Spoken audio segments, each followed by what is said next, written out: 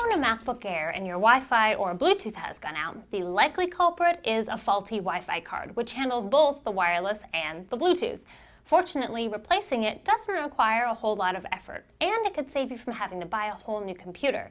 Hi, I'm MJ with iFixit, and today I'm going to show you how to replace the Wi-Fi card in a late 2010 MacBook Air. If you own a 2011 version of this computer, the process is very similar. But of course, you're still going to want to follow the step-by-step instructions in the repair guide on our site when you're doing your repair.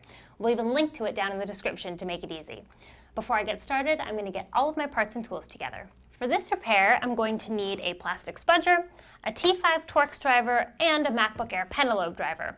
Now, rather than using separate drivers, I'm just going to use our 54-piece bit driver kit because it has both the bits I'm going to need plus a ton more. I'm also going to use an anti-static wrist strap to protect my MacBook Air from any accidental electrostatic discharge during my repair, and a screw tray because it keeps all those teeny tiny screws nice and organized. Now I've got all of my parts and tools together, I can get started by taking out the 10 pentalobe screws that are holding the bottom case in place.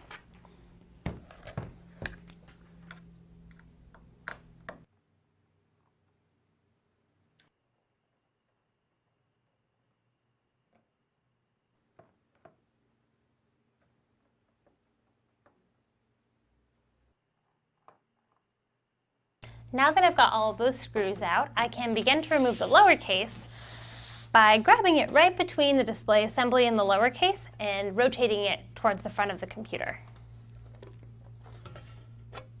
Now that the lower case is removed, the very first thing we're going to do is disconnect the battery. And really, that should be the first step in any electronics repair because we don't want any residual electricity floating around in there while we're doing our repair. To disconnect it, we're going to grab the little pull tab and pull it out parallel to the logic board. You don't want to pull out vertically because that'll break the connector.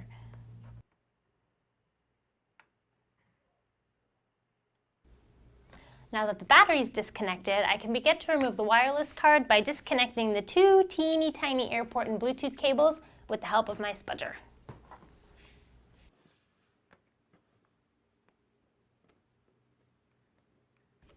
Okay, and now there's only one screw holding the wireless card in place, so I'll take care of that.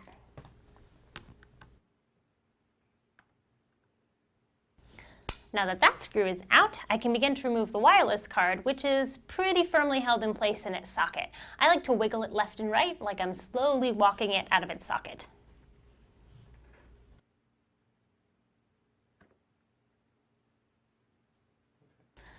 After that's disconnected, all I have to do is install my new wireless card and reassemble my computer. Of course, you can find all of the parts and tools used for this and many other repairs at ifixit.com. And if you run into any problems during your repairs, there are lots of solutions in the MacBook Air repair guide on our site. If you want to stay up to date with all of the latest teardowns and repair videos, be sure to subscribe to our YouTube channel, follow us on Twitter at iFixit, or like us on Facebook. Thanks for watching and happy repairing!